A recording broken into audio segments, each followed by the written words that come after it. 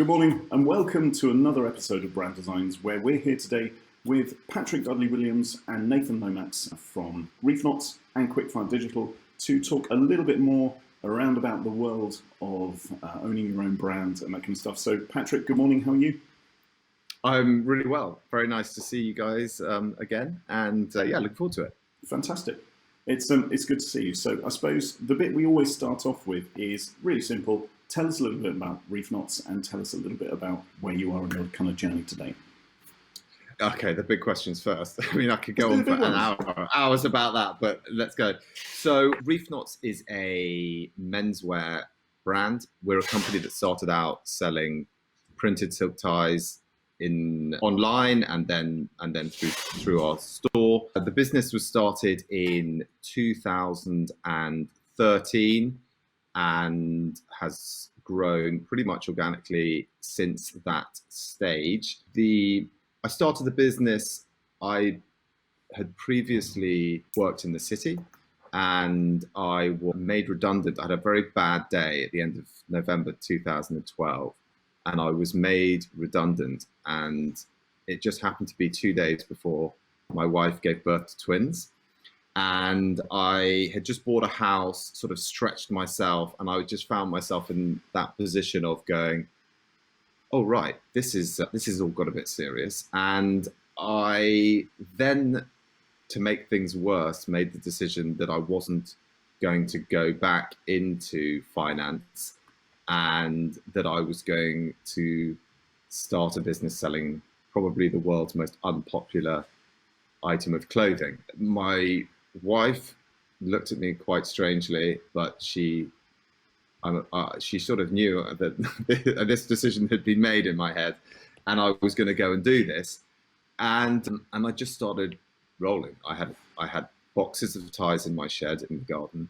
I set up a Shopify website and we started rolling, and we have now grown to today where I'm sitting in our, we've got a warehouse. We do our own fulfillment here down in Wimbledon, just outside Wimbledon in Rains Park. We've got a store in the City of London. We've got a store in Port Isaac in Cornwall. We're looking to open more stores down there in the future.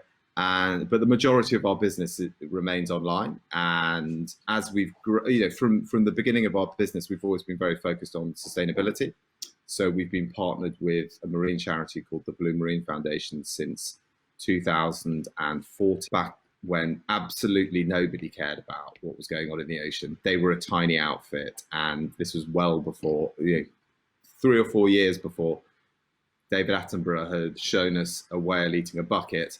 And we saw some of the problems in the ocean, and we thought, well, that's, our brand is inspired by the summertime in the ocean and sustainability, and we sort of focused on that as an area. And since then, we now don't develop any products that aren't made from sustainable fabrics, and we're now looking to apply for B Corp status and all of those things that go with it. So it's been a long journey. We've got a long way to go, but we sit here today having been through a lot and a pandemic, and we're still here, and we're still fighting, we're still getting bigger. Patrick, it's a remarkable story. One of the biggest attitudes I've seen in that story is self-belief, and that's something that's so important for owner founders. You've just had 2 twins, you've just been made redundant, you've just moved house, yet you've still got the self-belief to say, you know what, I'm not going to take the easy route. I'm going to do what I fundamentally believe is the right thing to do and I have a passion about, and I'm going to convince those around me that this is the right decision. What other personality traits do you think you've got that separate you from others that allowed you to grow the business to the place it is today? Yeah, I think first of all, I'd agree with your points. The number one thing that I feel that I'm doing on a daily basis is treading that line between blind faith that everything's going to happen as we want it to, and false hope, where you suddenly dip into that point where you're just the idiot that's just doing something reckless.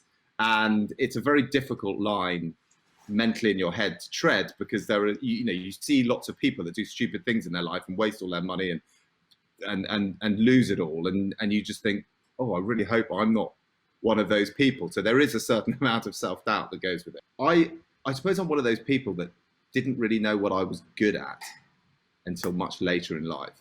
I was lucky enough to be sent and have a very good education, but I never really excelled at it. I thought slightly differently to other people, and the traditional way of measuring education didn't really suit me. So I was blessed with a great education, but didn't come out with particularly great results. I then managed to talk my way into into one of the largest investment banks in the world, where I hung on for dear life for about 13 years, while really smart people around me made me feel even more stupid. But I also realized that it wasn't a sustainable path. And it's probably one of the reasons why I decided not to go back in, because I was deep down worried that there was going to be this amazing moment where everyone found out and they went, oh, now I get it, he's an idiot. So in many ways, I sort of felt that I was forced down this route. But I've been talking about starting a business, and I come from a family of entrepreneurs, and the fact that no one in my family works for anyone else. And I had been one of these annoying people that talked about it and never did it. And one day, one of my mates said, look, you've either got to shut up about it or you've actually got to go and do it. And I just felt that, well, this was my time. But then I did find out what I was good at, which was, I thought about things slightly differently to people, but also I could become proficient enough the numbers side, at the design side, at lots of different aspects, which allowed me to get to a certain point that when I look back at other people I know who are really smart, I actually don't think that they could necessarily have done that. So it is a skill set. I don't know how you define it, but that's pretty much how I would put it. I think it sums up entrepreneurial. It sums up that entrepreneurial spirit, because a lot of entrepreneurs you see or you talk to, they've gone down not a dissimilar path. They've either gone into education and not found it really fits for them, because you don't fit a mold, do you? It's not something you go, well, actually, I'm going to do this, or I fit this space. Most entrepreneurs' brains are sometimes a blend of that right and left brain bit. Yeah, I think that's definitely the case. That allows you to kind of fit with that, the kind of creative and the numbers piece. It's trying to blending those two things together, which when you're doing product is incredibly important, because you need that creative flair, don't you? I think for me as well, I didn't have a business partner, so I sort of had to do a lot of these things. I think a lot of time people go into businesses, there are two of them. I didn't have that. I mean, I suppose now that's a great thing, because, I own the business.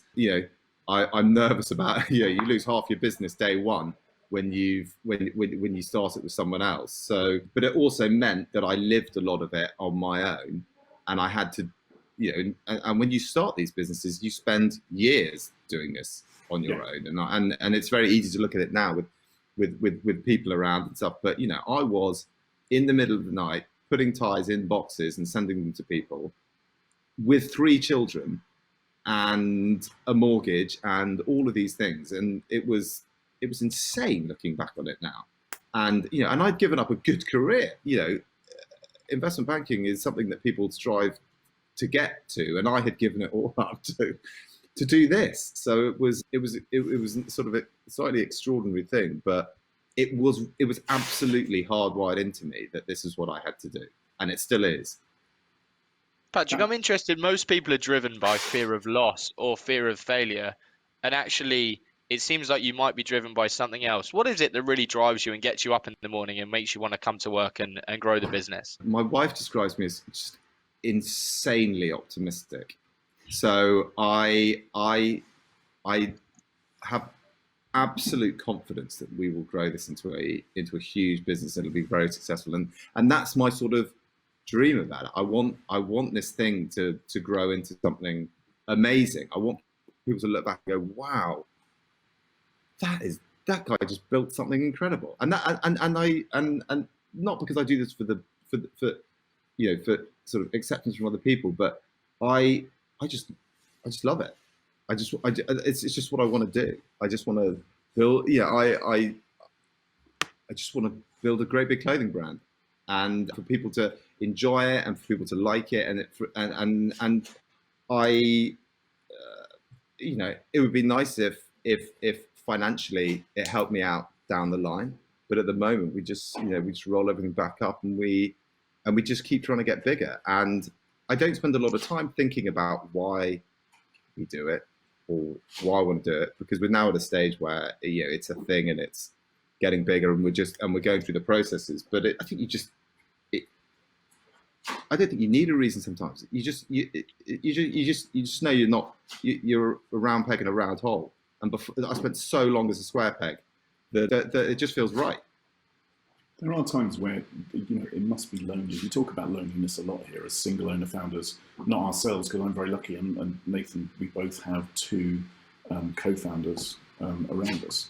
But do you find it lonely? There are times when I've really struggled with it.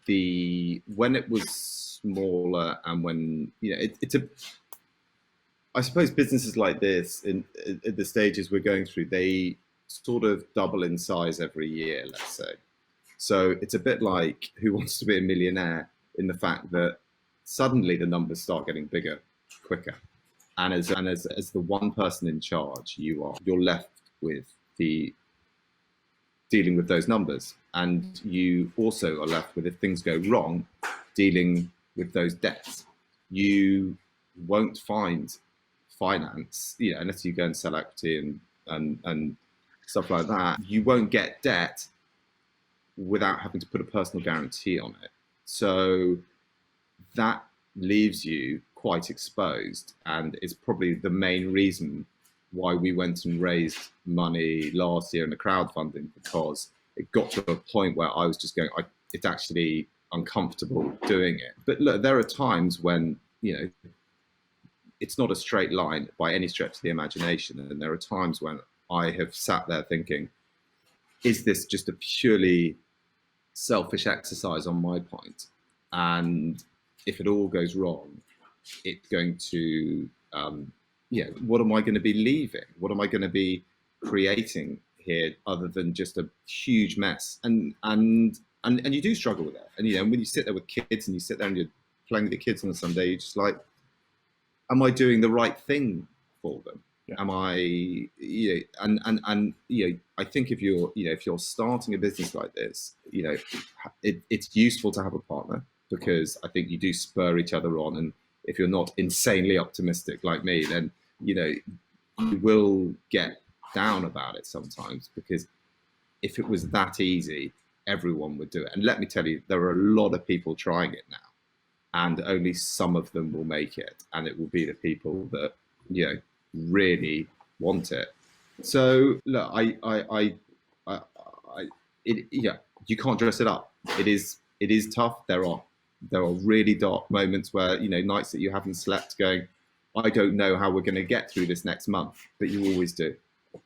You always find a way. And build on that topic. Sorry, I'm keen to build on that topic of insane optimism, because many entrepreneur owner founders that we meet all share that similar trait, that they've got more optimistic than pessimistic. However, what comes with that is a real struggle for contentment, because you have massive highs and it becomes addictive and you feed off the highs, but you also, because of your optimism, have extraordinary lows, which make you incredibly unhappy and give incredible difficult times. How do you, as an owner founder, try and find that balance where you stop having the massive highs and the massive lows, and you get that level of contentment where you can just be happy with your lot? For me, I have got used to the fact that I will never be content with it.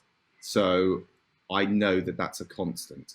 So if I was Ralph Lauren and I was asking Jeff Bezos to move his yacht over a bit, I would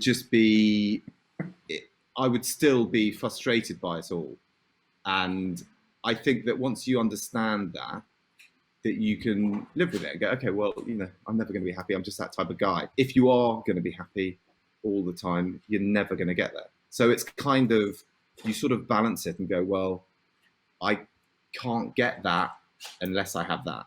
And, it's like, it's weird. The world has this amazing way of giving with one hand and taking with the other.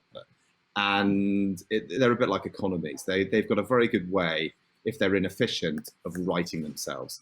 And it's the same in something like this. I think it's the same in your brain. You can't go and drive a big business if you are worried about. If you're going to sit there and go, God, haven't we done well?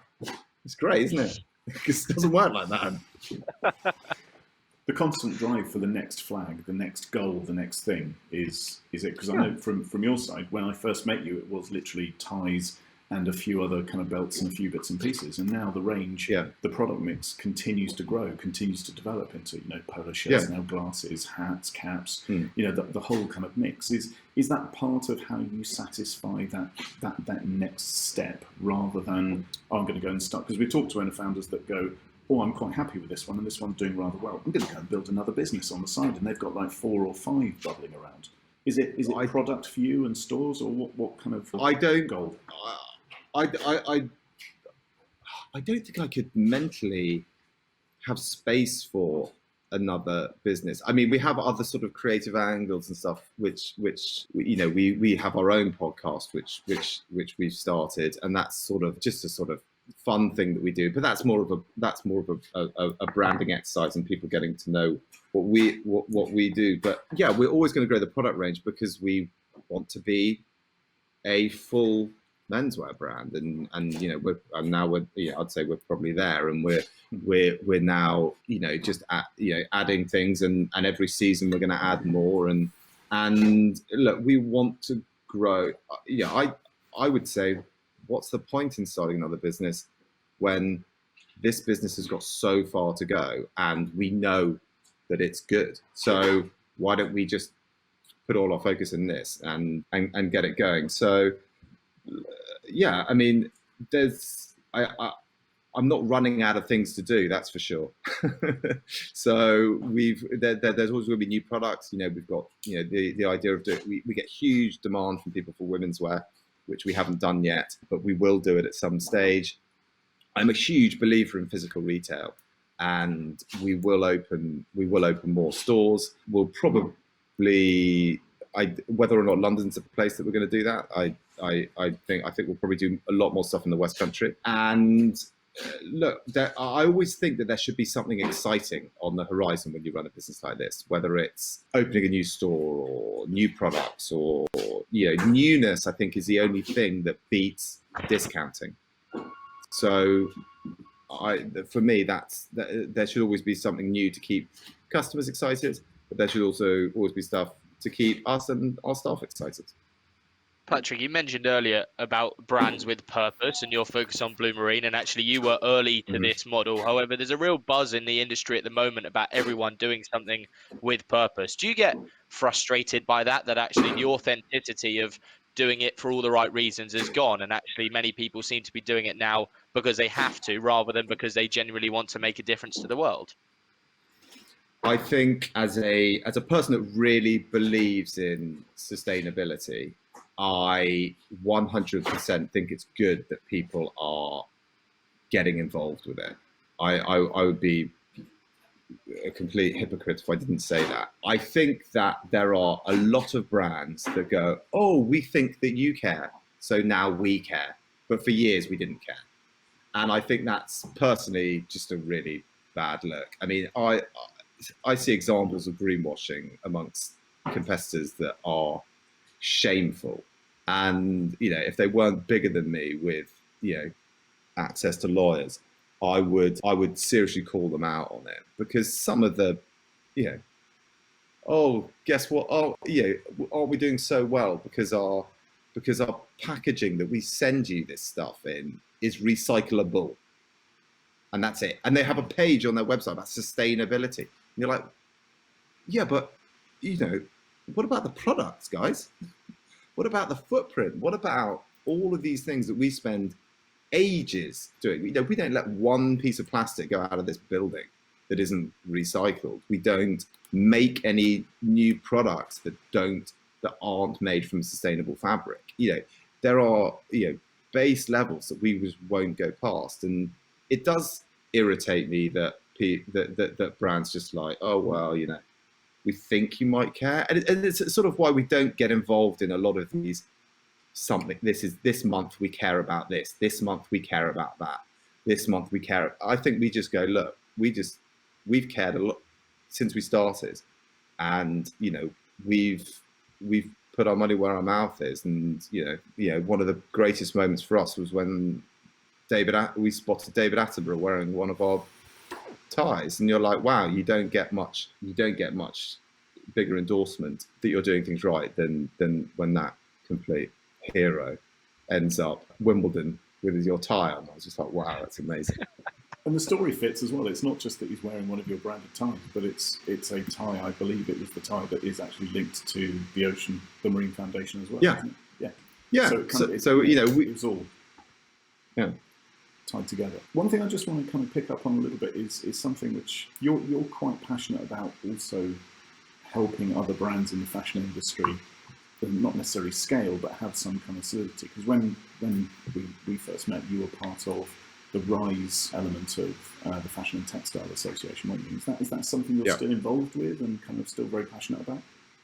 Yeah, so I'm on the board of the UKFT, the UK Fashion Textile Association, and my role is to help startups within the industry. As a solo founder, I've lived this story, and it's very difficult. And I think, and there are a lot of people who don't come from the background that I did, that are trying to do these things, and there's absolutely no reason why they can't go and achieve them. I think it's really important that we help develop the new brands of tomorrow, and it's such a hard thing to do that for me to sit there with knowledge and not try and help people with it would just, for me, to seem criminal. There are some people that are really, they want to keep hold of all the information they've got. They don't want to share it with anyone. And these are small businesses. You're like, guys, the menswear market is enormous, and we're not even a pimple on it. So let's not worry about helping each other. If more brands sat around the table together and helped each other, it would be so beneficial to them all. And you may get to a position where the high street wasn't full of stale old brands with uninspiring retail. And I don't think there's any problem with the high street. I just think the high street hasn't got any interesting brands in it because they're all online, because they've been shut out of it. So I love helping smaller brands. People reach out to me all the time, and I always try and help them, because it's tough, and it's not going to hurt us. It's not going to hurt us at all. Patrick, in terms of people say success changes people, I'm keen to understand from your side, that success is subjective. So whether you class yourself as successful or not, I'd love to hear what your barometer is for success. But also those around you and in your inner circle, have they changed as you've become more successful? Have you found there to be a difficult process where actually a lot of successful people find those around them suddenly treat them differently or behave differently, and actually you long for the friends of old that would just treat you for who you are and who you used to be, rather than this person you've become? No, I don't think I hope I haven't changed. I hope I'm not. I sort of pride myself in being a relatively grounded. So I would like to think that I haven't changed at all. I think having 3 young children, and I don't get out much, so I don't get to experience. Yeah, I see someone on the tube wearing a Reef Knots clothing, and I'm like, there's someone over there, guys. and it's a sort of, so I hope so. No, I think we employ a young team, and which we're just an enthusiastic group, and I think that everyone I don't, my barometer certainly doesn't put me on the level of, I don't think of it as a huge success. As I said before, I'm never going to be content with it. So I'm just the one guy that ultimately sits in the office and has to make the end decision. So ultimately, I'd say I've got the worst job out of all of them. How difficult have you found it to find people to come into the business that share that passion that you have, that constant drive for continuation, not necessarily perfection, but continuation? It is difficult, and I suppose going back to my previous conversation about education, I generally don't look at people's CVs. I look at people's attitude, because I think that's what's going to drive us. We don't do brain surgery here, so we just need people that will own their roles, will do as well as they can, report it back to me, and we have a weekly meeting. We'll work out where we go with it, and then they'll go away and do it. I think I hope that we can inspire the people within our organisation to and give them the freedom to be great at their jobs. And I like giving young people that I think have a great attitude the opportunity to go and be really good at something. And I'm always going to give them way more opportunity here than they would at, starting at the bottom of a bigger organisation. But I like to think that we operate a pure meritocracy in the fact that if you do well and you make yourself invaluable to this business, then we've got no choice but to look after you. And I think that helps develop a good team around us, but it keeps us, we don't want Reef Knots to be a club that people don't feel invited to. So I don't think we would tolerate any of that, oh, look, how great are we? Because that's not what we're about, and that's not what I'm about, and therefore that's not within our brand values. Patrick, you touched earlier upon you've got an entrepreneurial family. Have you had any mentors during your time being a solopreneur? Has there been anyone that's been there to help you along the way, or be an advisor or a guiding board to say, I need to bounce an idea off you, or can you please help me with this? Yeah, so I have someone who's a permanent fixture, and he is a guy called John Hind, and he's been chief executive of a number of fashion businesses that have scaled, and he's an investor in the business, but more importantly, his role is to help me. And I think that, again, it goes back to that, this is getting quite scary, what if things go wrong? I felt it invaluable as we've got bigger and the numbers have got bigger to have someone that goes, no, don't worry, this is all right. This is what I would expect to be happening at this stage. So for me, I found that really calming. And I speak to John on a weekly basis. He joins our weekly calls, and he's just a guiding hand for us. And I absolutely invaluable to me now. We've just been through a pandemic. We were sitting here in March last year, and we did a crowdfunding in April last year, and we had been planning that for 6 months, and it was live and COVID hit at the end of March. And it was, we'd invested money in that process, and it was extremely stressful. And to have someone that said, oh, okay, well, maybe we should close the round early, create some urgency, confidence, we're a great business, we're going to do this. I think for me, I might have lost my bottle during that moment because it was such an extraordinary situation. Our shops had been shut. At that stage, even digital retail had dropped massively.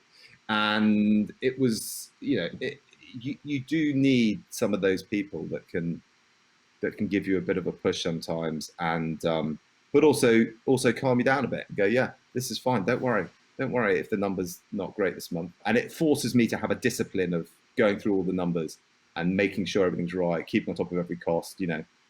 We're a very lean business in terms of costs, so that helps that continue, because ultimately we're trying to grow profitably, and a lot of businesses in our sector don't. And it's much more difficult to do it profitably at this stage. So we have to be very, very disciplined, and that helps me.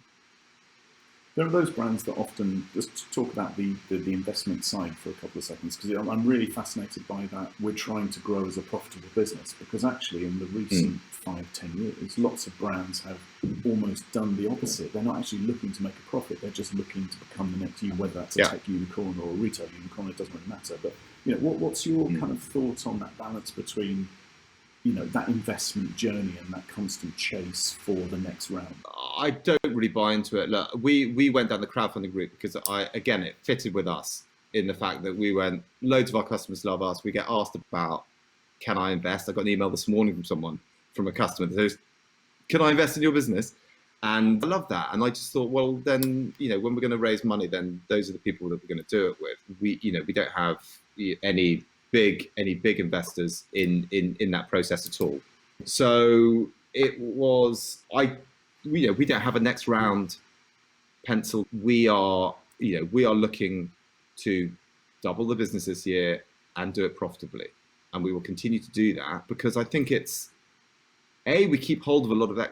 I have such a huge ambition for this business that this is when you give away big chunks of equity, and I don't want to be doing that. I look at businesses that are probably similar size to us, and I look at their founders and they own 20%, and I go, well, that's not going to get you that far. So I think that there's a value to holding on to it.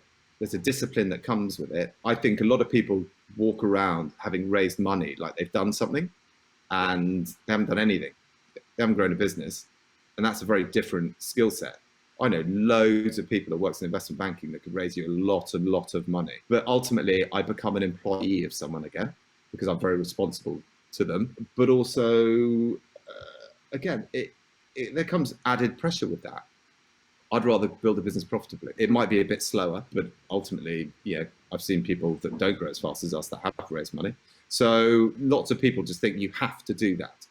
And I say you don't have to do it. I think it's something that entrepreneurs don't quite understand, that bit about employee, because even though you are an equity shareholder in your business, you may own a minority share after you get the investment.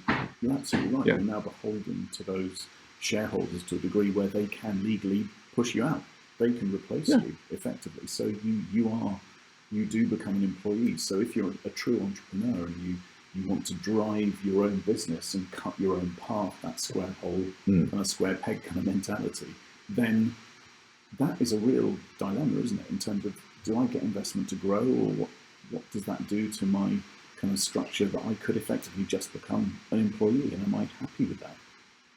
Yeah, I think I can't see a scenario where I would drop below 50% of this business before we were floating or exiting, something like that. I can't see that happen. There may come a point where we bring on a partner who wants to help us scale, and there are great funds and stuff that might want to do that, and we would have that conversation. But Reef Knots is so hardwired into me, and I'm hardwired into it, that I can't really see a scenario where I end up a minority shareholder in this, because you were an employee of someone. You might not like to admit it, but you are. Absolutely. Patrick, how do you stay on top of learning and progressing and adapting when you're so busy and so ingrained in the business day to day? Do you still have time to read books and challenge thoughts and push yourself forward? Obviously, John can be a massive helping hand in that. But have you got other ways in which you learn? Do you listen to many podcasts or anything? I do listen to podcasts, and I read books. I like business biographies, and but I suppose you learn so much on the job, and I suppose my background in the city, I was in equity research, or you can tell I was in the American bank because I didn't say research, and so I learned the ability to really dig down into topics that I needed to know about. So I spend a lot. I do allocate time in my week just to learning about things. So I'll spend a couple of hours. It's just go, right, I'm just going to allow myself this time to, I want to learn about what Apple are doing in terms of, changing the way that Facebook operates. And I think it's better that if I understand that as a concept and what people are doing to change it, so that when I'm speaking to our digital marketers, I understand the impacts of that. So helpfully, I'm not interested in fiction or watching films. I don't make believe. I find a bit. I don't really feel I've got time for it. So I like to dedicate my things to stuff that's actually happened. So I love biographies. I love documentaries. I love those sort of things. And I love learning about people that have done amazing things. So I take my inspiration from those, people like Phil Knight, Shoe Dog, which is such a great book, and so interesting to see someone that now operates on such a big scale, and that business that operates on a big scale, but hearing things that are the same as what we're experiencing now, and that mighty oak grew from a tiny acorn, and it inspires you. Someone's got to go and do it. It can be us. Yeah, why make it believe? Why do Yeah. you make believe when you can actually make it reality? Yeah. I just said I didn't believe in make-believe, and now I'm saying that I'm going to grow one of the biggest businesses in the world. So we'll find out whether or not that's true, or whether I'm just a narcissistic fantasist. I think it's your direction of it will be true, isn't it? It's that, how do we make it true, isn't it? I suppose. Yeah. That's kind of where no one will come back and watch this in 20 years, so it won't matter. Thanks, we're getting you back on in 20 years to say, how far has it come? Brand design. Yeah, I'll be in Monaco, mate. I'll be in Monaco. We'll spend the first 45 minutes replaying this entire episode and then just having one excerpt at the end that goes, and here we are. Yeah. It's just me with a big cigar. Turns out I was right, guys. So I suppose the last thing for today, because we're coming to the end of the session, there's one question we like all our owner founders, and is there one person that fits the persona of your brand entirely that you could go out and go, just cherry pick immediately and go, right, you are the face of our brand tomorrow? Is there one person in the world that you go, you are Reef? It's really difficult to answer that question. We take, when I first started the business, I took a lot of inspiration from brands in America who I felt were just doing a better job at branding, especially formal wear at that stage. Because I didn't feel that formal wear had to be stuffy, and it's never been part of our culture. In fact, for the first 3 or 4 years of our business, there was never a photograph of a human wearing a tie on our website because it was too formal, even though that was our core product. So that was, how much of a slave to the brand we are. I think if I had to think of a person, I would say that someone like Matthew McConaughey back in the day would probably be that sort of beach-going, relaxed, nice guy, but smart, but he was in films like, what was that one when he was a lawyer? Can't remember. Time to Kill. That, he would be a pretty good fit for us from a sort of look and style point of view. I'd say someone nowadays, probably someone like Ron Reynolds, who has that sort, that fun aspect, which is very deep within our business, but also, also works hard and plays hard. I think that's probably something that we consider to be our brand values. And I wish there was a British person that I could say. Maybe you can think of one, but that's what I'm very visual, and that was from a look and feel. That's probably kind of our dream, would be our dream people. None of which I can afford until I've got that cigar in Monaco. How about the guy that currently plays Spider-Man, Mr. Holland? Would he be a good fit? He can't keep control of his mouth, can he? I don't know who that is. Okay, so to be honest, I know very little. I don't do make believe. You're talking to 3 people that don't really watch films, I think. Yeah. Okay. How do we get on that topic? Oh, I don't know. Probably he's the best bloke in that. Maybe we've got a man crush on someone. Who knows? Yeah. Okay. Is there anything else I think today that we want to talk about? I think the only last thing I have is your passion for product, and from an entrepreneur's perspective, it's everything we've talked about today exudes that sense of direction, that sense of quality, getting that. Is it a drive for perfection in terms of finding that last little bit, or is perfection just not really needed? I once met a guy who's like a sort of life, I don't know if he's a life coach, but he trains people who are business people to be very successful. And I couldn't afford him, but he gave me 1 free session, and I tried to get as much out of it as possible. And he was very quick to determine that I was a perfectionist, and he'd seen the products that we'd made, and he was like, this is really impressive what you've done here. But then after speaking to me an hour, he very quickly picked up that I needed to try and achieve perfection in everything. And I still live by his mantra, which is you've got to let that go. Your standards are way higher than everyone else's. So if you're trying to get that final 10% of perfection or 20% of perfection, no one else is going to notice it, but it will hold you back in getting better. So we took 2 years to make a polo shirt because I recut them. I don't even know how many times. I've just got boxes over there of polo shirts from remaking them over 2 years. But I wanted to get it right because I think it's a product where when you get one and it's perfect, you'll go back to it season after season after season. So in many ways, sometimes there is that level of perfection which I keep, but a lot of the time I've got to let it go. And I suppose it's also when you're dealing with other people and other people are doing roles for you, you've got to appreciate that they won't do it to the way that you would do it, because they're not you. They have their own way, and that's fine. And if it's good, if you look at it and go, yeah, that's pretty much there, then as far as everyone else is concerned, it's there. So yeah, that's there is that level of perfection, but I try not to be a slave to it. I think there's a lot of owner founders that should listen and can relate to that and should relate to that, because it's a problem that many face, is that constant seek for perfection and always thinking that everyone will do it how you do it. Yes, JD. And yet not all is the case. But what a lovely way to finish, Patrick. It's been an absolute pleasure to have you on this morning. Thank you so much for joining us. And I can't wait to join you with that cigar out in Monaco as we're celebrating 25 years since this podcast, and how Reef Knots is now a global sensation. But until then, please do keep in touch. For those that are interested or would like to know more, simply visit the Reef Knots website. That's Reef, REEF, Knots, KNOTS.com, and you'll find some fantastic quality menswear on there. Check them out, look at their ocean protection policy, and follow these guys. They're certainly going places. But for us, for now, James, it's always a pleasure. Patrick, thank you so much for joining us, and we look forward to seeing you on the next episode. Thanks again.